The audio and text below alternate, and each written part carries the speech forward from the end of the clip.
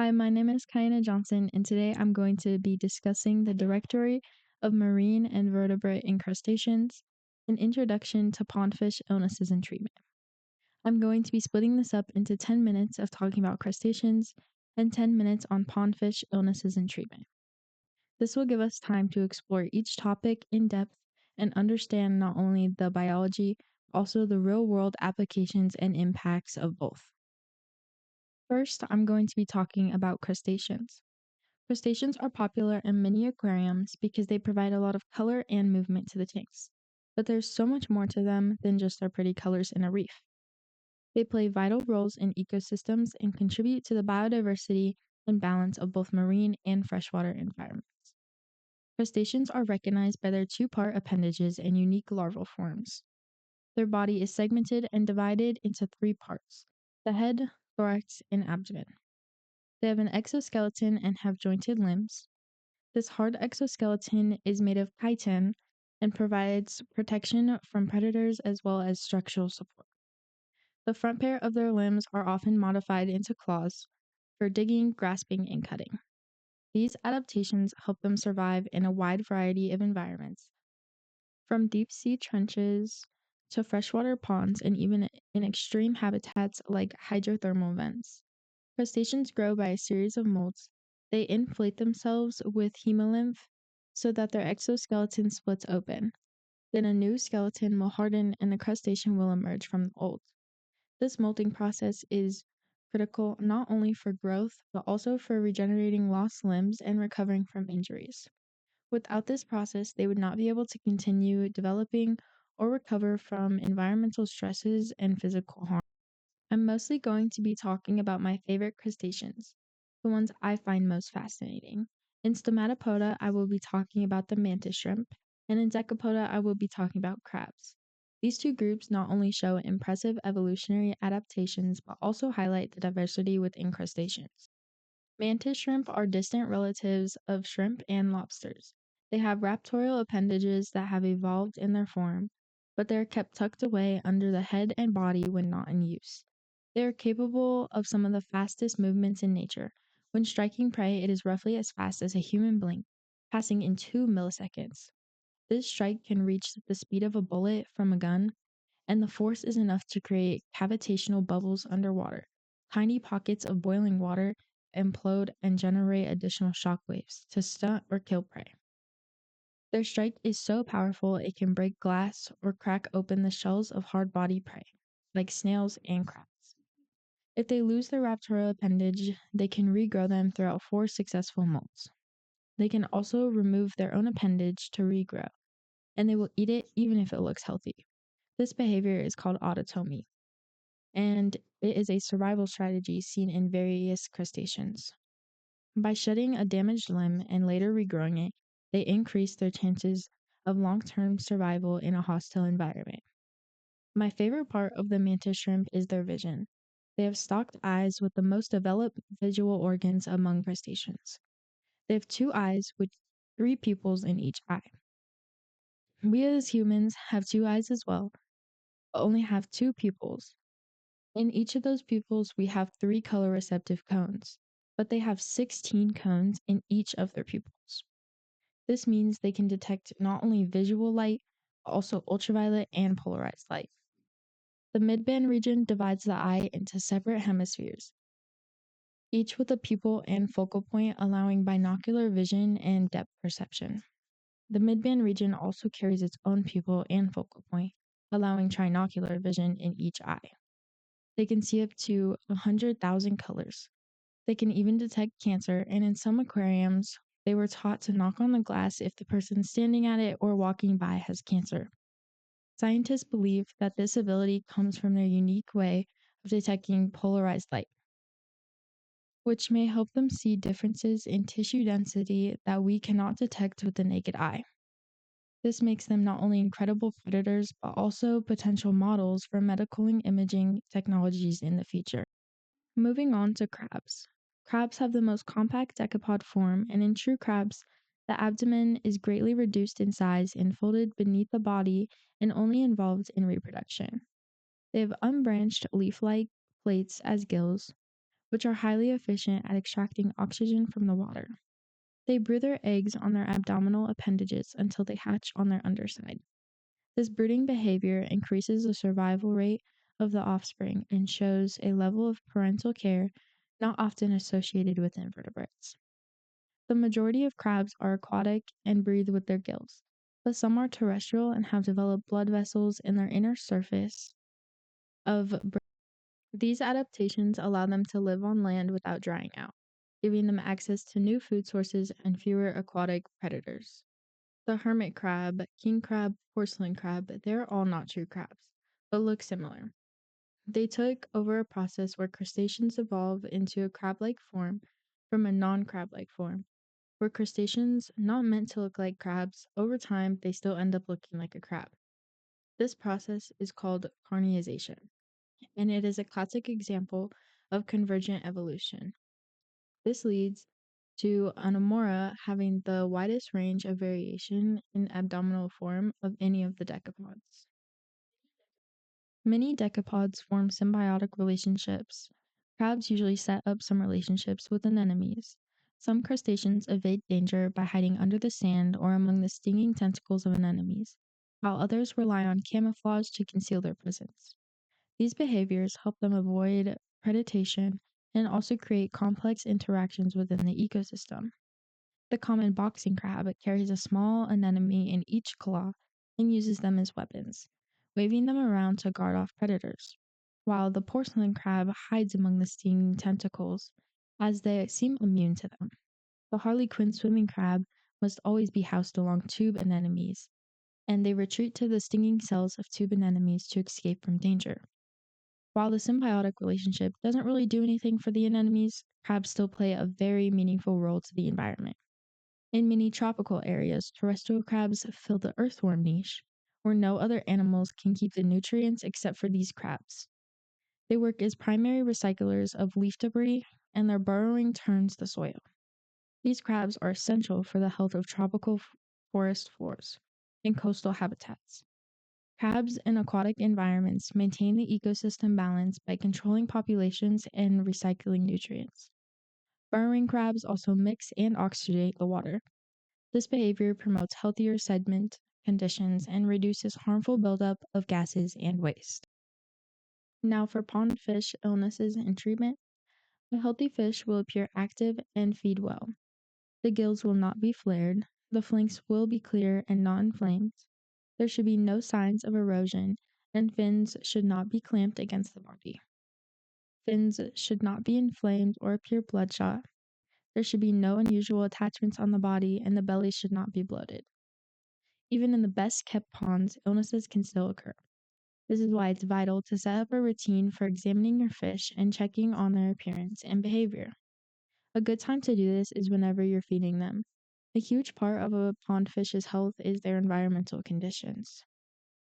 If there is hot weather, it can cause your water levels to lower, which leads to dissolving nitrogenous waste.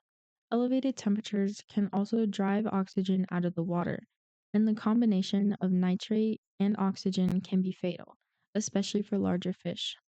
Topping off your water levels regularly during summer and incorporating a pump and filter can make many of these problems avoidable. Overfeeding and overstocking a pond is also another common problem. Overfeeding leads to uneaten food that decomposes in the water, which leads to pathogens entering. Overstocking a pond can place great stress on your fish and can also lead it to bacteria entering.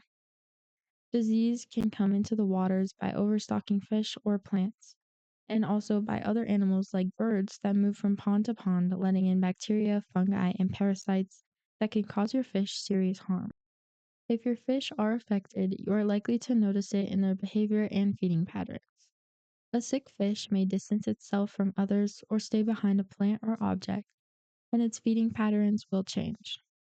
If you think a fish is infected with the disease, you should immediately remove the fish from the pond and put it in isolation. Once in isolation, you can look at its body up close and check for symptoms of disease or a parasite. Treatments can be carried out in a tank or in a smaller bath. The progress of the fish should be monitored regularly. If the fish is affected with a disease or parasite, Check the other fish in its pond to determine whether it's a general problem or if it's an isolated instance.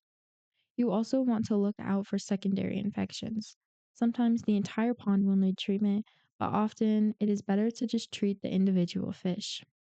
You want to check all water quality factors before reintroducing the fish. Your main goal is to minimize the stress in their environment and to help prevent the condition or disease from reoccurring. Certain diseases are untreatable, which is why it is so important to isolate a new fish before introducing them into your pond, and make sure you're seeking professional advice if any of your fish become ill. If you are having a pond in your backyard, there's a number of garden chemicals that can be harmful to fish and other aquatic life. You want to be so careful that if you're using any pesticides or herbicides around your pond, as it can be drained into the water or be a result of runoff. Whether you're using chemicals for your garden or you're treating your pets, you need to make sure that there is no risk of contamination. Otherwise, you will find that you've lost all of your fish very quickly. Pondfish can die rapidly if exposed to harmful chemicals. When treating a pondfish, the treatment can be delivered to an individual or to the whole pond. When treating an individual, you have two options. You can either give them the treatment by injection, or you can have them in an isolation tank and give it to them that way. These are preferred when the infection is bacterial, fungal, or gill problems are suspected. When treating the whole pond, the treatments are more appropriate when there is a generalized parasite problem. Some of the most common illnesses that affect pondfish, known as itch or white spot disease. This disease is caused by a protozoan parasite and is highly contagious. It presents as small white dots on the fish's body, fins, and gills, and infected fish may be seen rubbing themselves against surfaces to relieve irritation, which can be treated with medicated water treatments, salt baths, and by raising the water temperature slightly to speed up the life cycle of its parasite. Fin rot is another common condition, usually caused by bacterial infection, sometimes fungal. It is often seen when fish are stressed, injured, or living in poor water quality. The fins appear ragged, and the base may look inflamed or red. Treating fin rot involves improving water conditions and using antibacterial treatments, either in an isolation tank or directly in the pond, depending on the severity. Gill flukes are microscopic flatworms that attach to a fish's gills or skin that cause irritation, labored breathing, and inflammation. Gill flukes are especially dangerous because they can impair a fish's ability to breathe. Commercial remedies are the most common used treatment for flukes, and it's usually applied to the entire pond if one fish is infected, as they are likely to spread quickly. Bloat or dropsy is one of the most common, feared, and difficult conditions to treat in a pondfish. It is not a disease itself, but rather a symptom of an internal issue, often caused by a bacterial infection affecting the kidneys. Fish with dropsy have a bloated body and scales that stick out like a pine cone. Dropsy is often fatal, and early isolation and antibiotic treatment are essential. Although survival rates are generally low, stress and poor water conditions are major triggers, so the prevention of this is another deadly condition is koi herpesvirus, KHV, which mostly affects koi, but it can also spread to other types of carp. KHV is highly contagious and often leads to mass deaths in ponds. Symptoms include gill damage, sunken eyes, pale or discolored patches, and erratic behavior. There is currently no cure for KHV, and infected fish often die within 24 to 48 hours. In cases of KHV outbreaks, biosecurity measures should be enforced, and in many regions, outbreaks must be reported to authorities.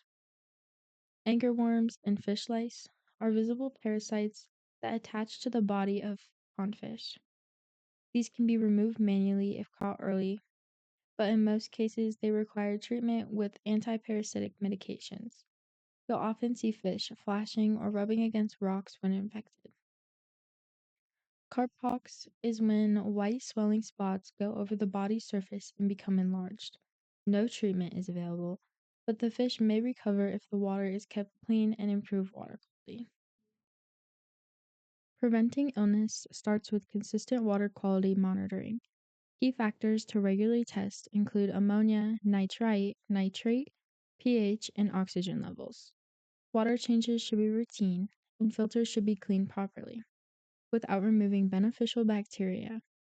Make sure the pond is shaded enough to avoid overheating and contains adequate alteration. UV sterilizers can also be installed to help prevent algae overgrowth and kill harmful pathogens before they infect the fish. Quarantining all new fish for at least 2 weeks before adding them to the main pond is one of the best ways to prevent introducing diseases. During quarantine, observe the fish daily. Monitor their waste, behavior, and physical appearance. You can also proactively deworm or treat for parasites if the source is unknown or if you are buying from a less reputable supplier. Seasonal transitions, especially from winter to spring, can be hard on a pond fish. Their immune systems are weaker in colder temperatures, and as the water begins to warm up, bacteria and parasites begin to become more active. Spring is when most illnesses start to appear, so testing water and monitoring during this time is especially important. In addition to all of these, pond keepers should pay close attention to stocking density. Overstocking is one of the fastest ways to compromise water quality, increase stress, and create a breeding ground for disease. A good rule is to provide at least 10 gallons of water per inch of fish. Though larger species may require more space, overcrowding not only puts pressure and oxygen availability, but also increases competition for food, which can lead to aggression and injury, factors that open the door to secondary infections. Nutrition also plays a vital role in disease prevention. Feeding high quality, well balanced diets designed for pondfish helps strengthen their immune system and ensures proper growth. Avoid overfeeding as uneaten food quickly decomposes, raising ammonia levels and supporting harmful bacterial growth. Seasonal feeding strategies should also be adopted. In colder months, when fish are less active and their digestion slows, switch to wheat germ based diets. That's easier to digest. In warmer months, provide a protein rich diet to support energy and recovery. Observation is one of the simplest yet most powerful tools pond keepers can have. Spending just a few minutes each day watching your fish's behavior can provide early warning signs of illness. You can look at their swimming patterns and flashing against surfaces, their clamped fins, or changes in appetite. Often, the diseases are much easier to treat in early stages, and you want to get to them before they spread, causing lifelong damage. Plants can also serve as natural allies in maintaining pond environment. Aquatic plants like water lilies and submerged vegetation not only provide shade and shelter, but also absorb excess nutrients that would otherwise feed algae blooms. This helps maintain water clarity and reduce the overall biological load on your filtration system. However, it's important to balance plant life with open swimming space and ensure plants are properly trimmed and maintained.